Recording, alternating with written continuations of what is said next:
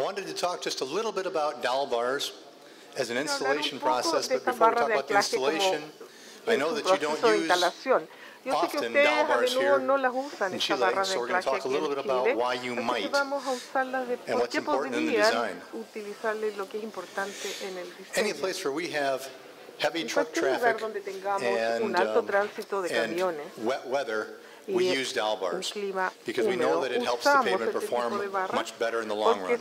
This is proven beyond a doubt. Many studies, Mike Darter started some of the early studies, but we know for a fact dowel bars help our pavements to last longer. I'll show you why, tell you a little bit about how to design dowel bars, then we'll come back to the construction part.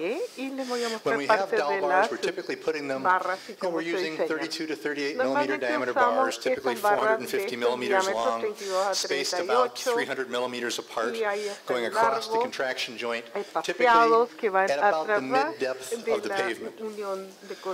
And the reason we have them is because if we do not have dowel bars and the wheels approach the joint, the two slabs move independently of each other. And if you have water under the joint, that movement of the slabs can cause the water to circulate and erode the foundation. So if we have a dowel bar, the two slabs move together, we have less deflection, and we have less movement of water, less loss of support, and better pavement performance. And you can prove this if you run an analysis and look at the numbers. This might be a typical pavement.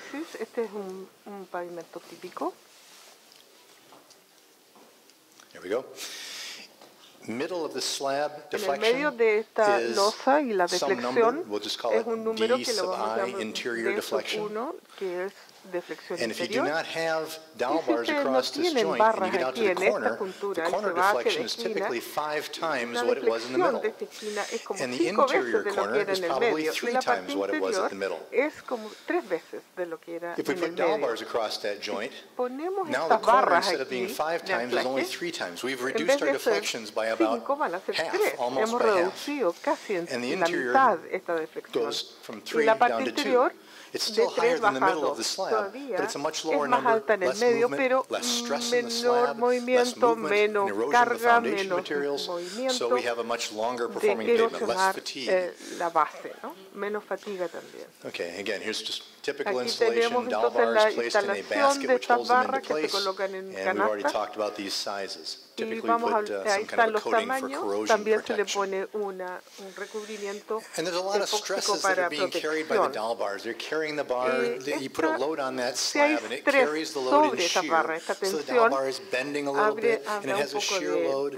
But those stresses are very, very small because steel is very strong. It turns out that the one that's really important is the bearing stress, the stress that's between the bar and the concrete that surrounds it. That's the one that is the critical stress. That's the one that will cause a failure in the pavement. So how much is that? How much is that stress? Well, if we apply a load, we have a lot of dowel bars across the pavement. If we apply a load right here, several of the bars will actually share that load. And of course, the one that's right under the dowel that's right under the load has the biggest load carrying. And as you get further and further away, the size of the load gets smaller and smaller. It's this load at the very edge that is always the most critical. That's the one we have to design for. And if we look at the bearing stress, this is just that outside bar now, only one bar. And we're putting that load on that bar, and this is what the stress distribution looks like under that bar. And you can see it's very, very high right here at the joint face. That's the critical location. And if it's too high, it will cause the concrete around that bar to crack and fall apart. And now that bar, instead of being stiff, it has more deflection now. And we'll have more movement of the joint, and more pumping of the water, and more erosion of the foundation. So we don't want the stresses here to be too high.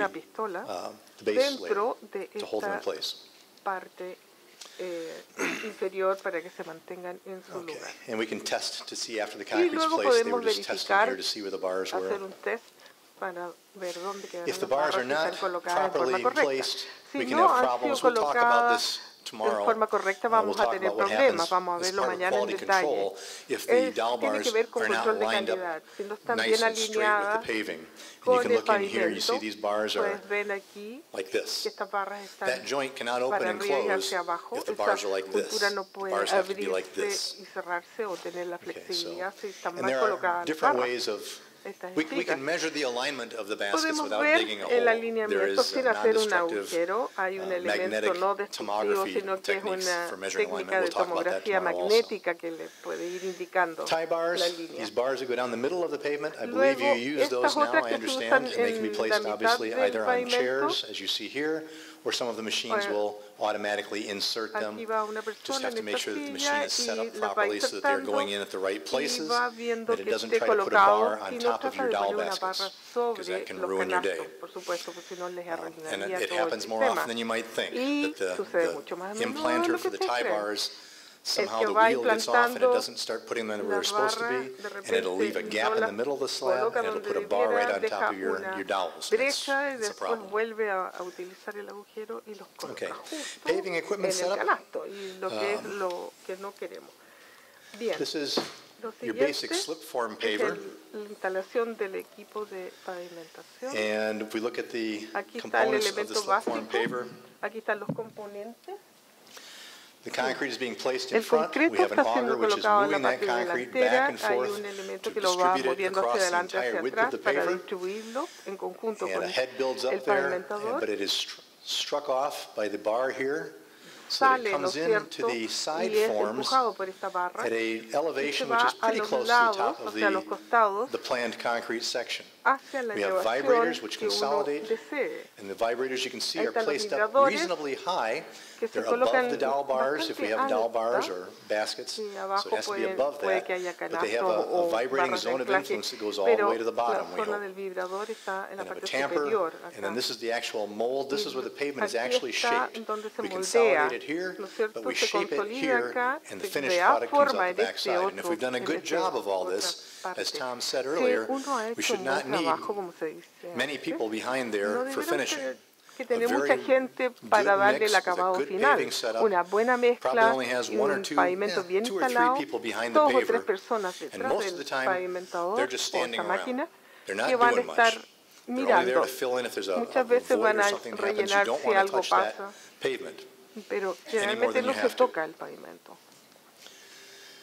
Okay, we can talk a little bit about setting up the paver. Typically what we'll do is we'll pound some wooden stakes into the ground here, about 3 feet apart, and we put them down to an elevation so that they are just exactly 25 millimeters below where we want the top of that paving form to be.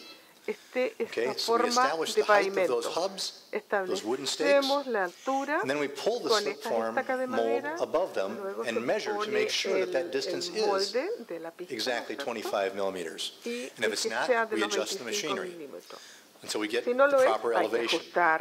Then we pull the paver ahead 10-15 meters to another set and verify again that we're still at the proper elevation. Hasta que se logre la elevación correcta. Hay formas distintas de fijar, ¿no es cierto? We have the vibrators that are inside the paving equipment, and they will be spaced according to the concrete mix and according to the forward speed of the paver, because every one of these vibrators has a region of influence. And we want to make sure that all these regions of influence overlap just a little bit, maybe 50 millimeters of overlap, so that the entire range of concrete is properly consolidated. This is an example of 2 vibrators. They're both 300 millimeters apart, and the paving machine was moving ahead at a rate of about 1 to a little more than 2 meters per minute, and these were vibrating at 8,500 vibrations per minute. And this was proper. This was good. We had a little bit of an overlap there.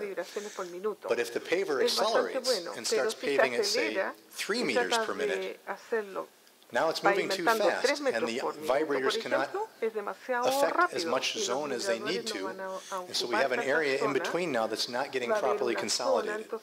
So we have to set those vibrators monitor the speed of those vibrators and make sure that the paving machine is operating at the proper speed as well. Another thing to be careful of in setup is to make sure that entire slip-form paving kit is lined up properly. You can have your tracks lined up and still have the paving kit on an angle. And if you pave with the paving kit on an angle, your mix will tear, and you will have problems behind the paver. If you have only a 2-track machine, it's pretty easy to straighten this out. But if you have a 4-track machine like this, it's more difficult. So again, you need to do this at the very beginning. Make sure that the distance from the edge of the paving machine to the string line is the same at the front of the machine as it is at the back of the machine. And once you set that up, again, pull the paver ahead 10, 20 meters and measure again to make sure that you still are where you think you should be. These will help to get that good, smooth project at the end. Another adjustment is, particularly with very thick concrete mixes, that we will have, just as you run a slump cone test, if you have a very thick section of concrete, the edge may slump down just a little bit. And this can be a problem if you have, for example, another lane being paved right next to it. And now you've got 2 areas that slump together, and water can be attracted and caught there. Maybe we have a water friction problem. It can cause the cars to lose friction at high speeds. Or in the colder areas, perhaps ice will form, and that's also a problem. So very important to try to avoid that. And you can actually adjust the paving machines for the specific mixture. Once you have the pan all set and level to where you want it, if you just had it straight across, the edge may slump down. But you can actually raise the edge of the mold so that it's paving up here and in, but when it slumps back down to the right location. Okay, so these adjustments do exist on these pavers. Okay, we've talked about clearance already, the fact that we need about 1.3 meters for the track line and for the string line. There are pavers that you can modify the existing pavers. This is a standard 4-track machine, but they've taken off one of the tracks at the back corner here, so they're only supporting it on 3 tracks. And that allows them to push the pan out right to the edge of the curb and pave right up to the edge. So they eliminate the need for a full meter of track clearance. They only need just a 0.3 of a meter clearance to put their string line, and they've put that out in the grass here, actually. So lots of ways of doing that. Okay, paving operations. We always want to place the concrete as close to the middle of as close to where it's going to go as possible. Avoid moving the concrete, certainly not with end loaders and backhoes. Put it where it needs to be and let the auger move it around. This helps to avoid segregation in the mix. We want to have, obviously you don't want to look at you spraying all kinds of water. Tom talked about adding water. There's always a desire to add water, and sometimes you need to mist an area so that you don't have a lot of evaporation taking place, but we always want to avoid spraying the water right on the concrete. Changes our water cement ratio and makes the surface not very durable. Okay, we looked at the vibrators before. This is looking from underneath the paver. These are the vibrators. And these are problems that we have if we're not doing a good job of consolidating. You've all seen things like this, I'm sure, where you have lack of consolidation.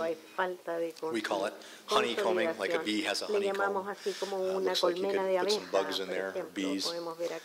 You don't want that. It's a problem with the strength of the concrete and the permeability as well. But we don't want to do too much consolidation either. If we have too much, we may see this. These are vibrator trails.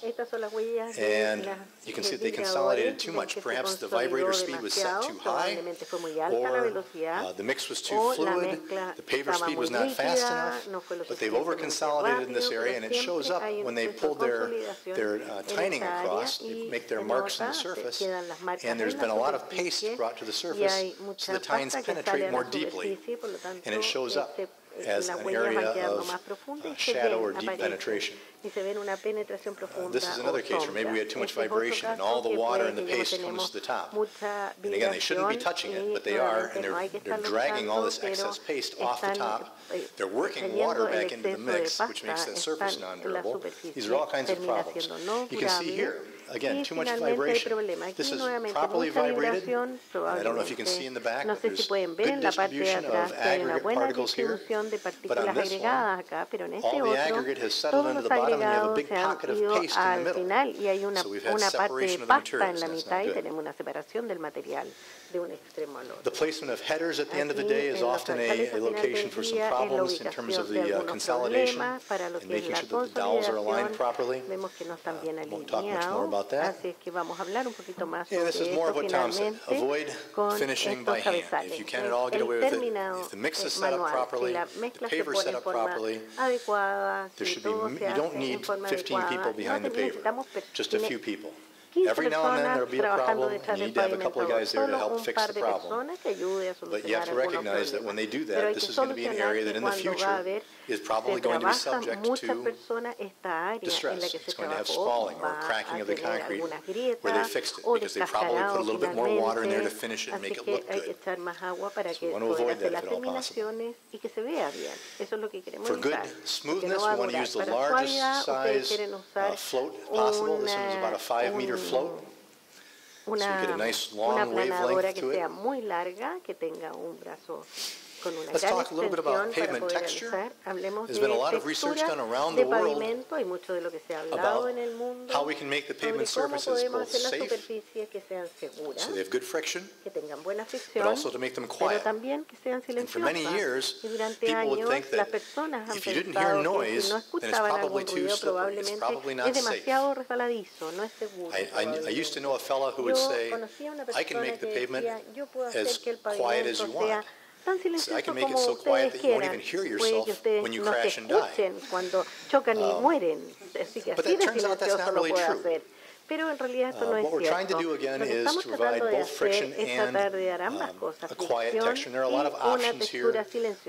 Drag textures where you're taking a piece of artificial turf or carpet and turning it upside down and dragging it along the pavement, just to kind of roughen the surface a little bit. We have tining options with rakes where we can make the grooves go this way or we can make the grooves go this way. Diamond grinding and many other techniques that are out there. These are pictures of the typical types of surface that you get from the different textures. Exposed aggregate is another one. Very common in Europe. We don't use too much of it in the U.S. This is the turf drag again. This is a close picture. You can see right after the turf has been drug across. They have a chain here. This chain is just marking where the joint is going to go. But it leaves a very rough-looking texture, but a lot of this stuff will be bladed off with a grater, and you're just left with a texture that's like rough cloth, very rough cloth. And this is a study that was done, again, 6 or 7 years ago, of different types of texture and looking at the noise level using onboard sound intensity. So you have a microphone that's mounted down by the wheel of the vehicle, and it's measuring the sound of the pavement as the tire drives across right there at the wheel. And if you look at the colors, the yellow colors that you see are for diamond grinding. And you'll see some green colors for the drag. Blue color is longitudinal tining, so you're tining in the direction of traffic. Red color is transverse tining, going across the pavement with the tining. And traditionally in the U.S., we did a lot of this, and we had some noisy pavements. And because concrete lasts so long, they were noisy for a long, long time. And so concrete got a reputation as being very noisy.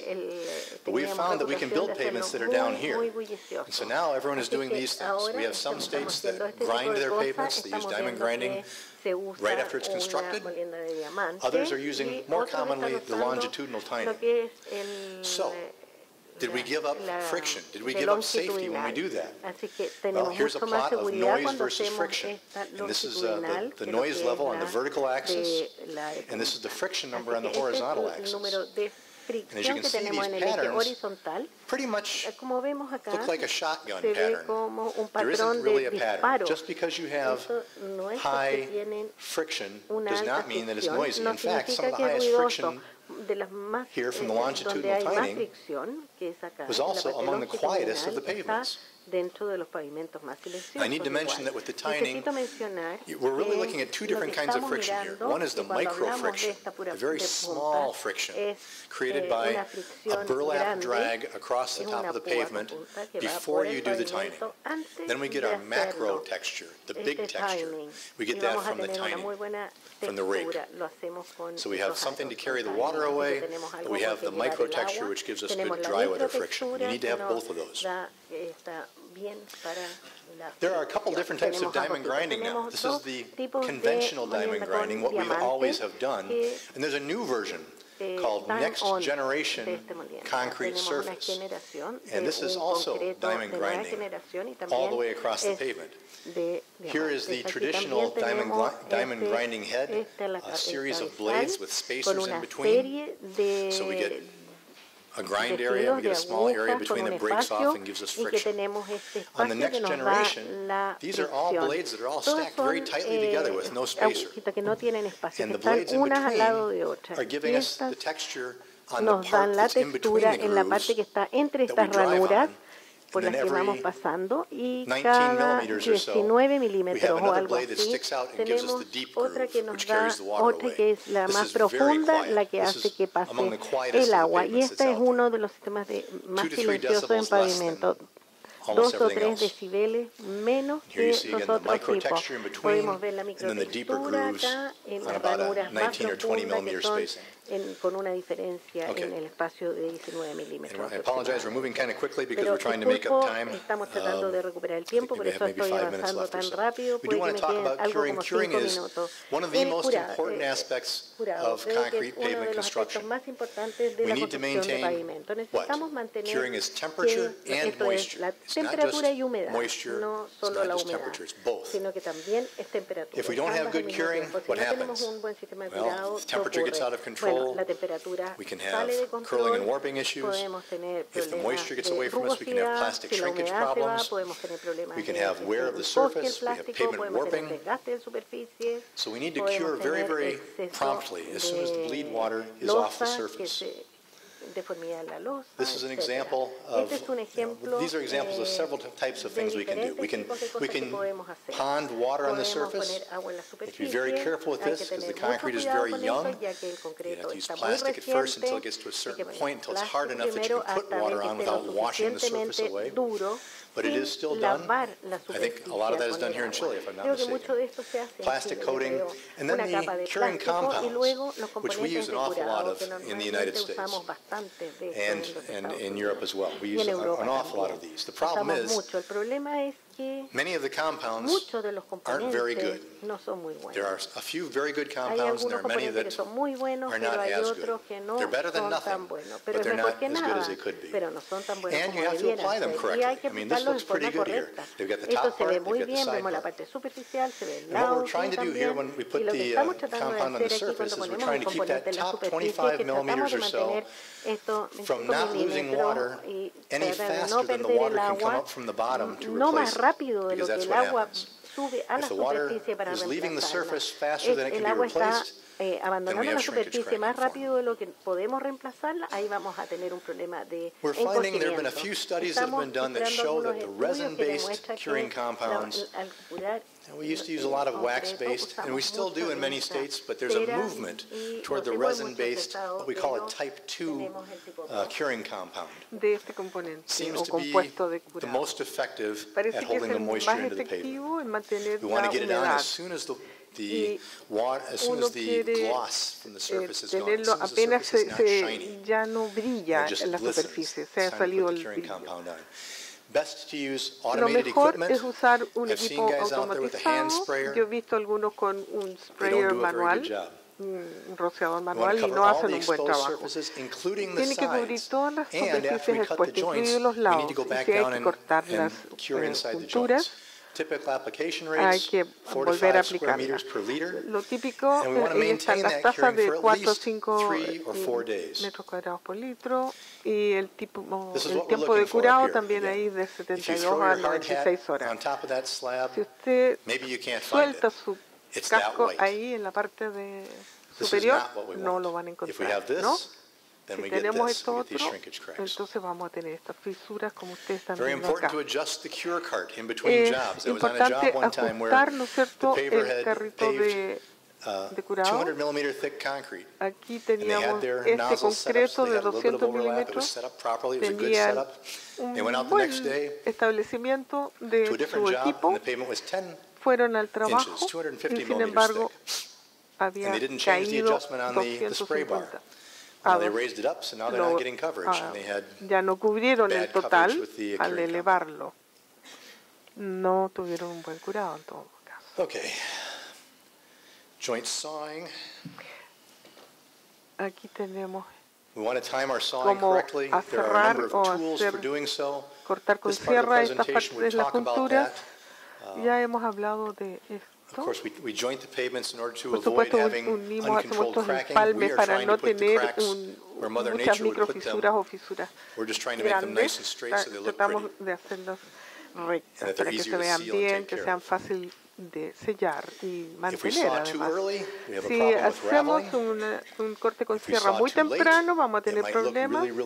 Si es demasiado tarde, se me va a ver súper bien, pero haya una fisura en otra parte. Hay una ventana, hay muchos factores en esta ventana de cuándo hacer el corte con sierra o no. Y los factores aquí que mencionamos abajo van a disminuir esta ventana. Caída de temperatura, la humedad, la fricción en la base. Hay muchos factores, ¿no es cierto?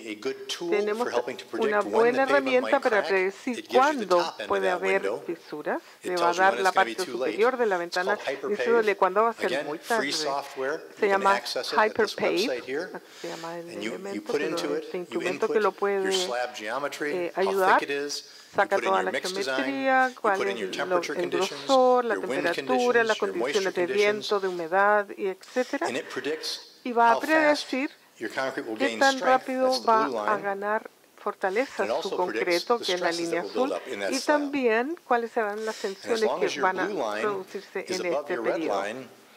Mientras esté sobre la línea roja va a estar bien, pero si usted está en una condición en que la línea roja cruza la azul, ahí van a tener fisuras. Por lo tanto, estamos viendo que muchos de nuestros contratistas están usando esta herramienta en su trabajo. Es una muy buena herramienta, es de investigación, pero también se está usando en producción ahora. Y hay mucho más materia, pero debido al tiempo debo cortar las cosas, quizás una o dos cosas y luego veremos la siguiente presentación. Yo creo que van a tener acceso al resto de todas las diapositivas que yo no tengo tiempo de pasar, van a estar colocadas o subidas en la sitio web.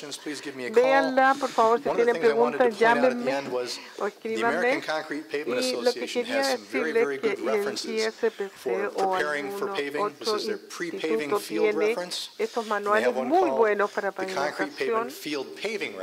Aquí hay unos de referencia, de concreto. Estos libros definen las mejores prácticas para cada uno y para cada ocasión y lo que necesitan haciendo. A través de la Asociación de Construcción, ICH está traduciendo esto, me parece, ahora al español. Uno por año, pero van pronto a estar en español. Son buenos documentos, fueron aunados por contratistas, gente de agencias que tienen las mejores prácticas, la mejor experiencia, son una buena herramienta. Los voy a dejar esto aquí, no las quiero llevar de vuelta a casa.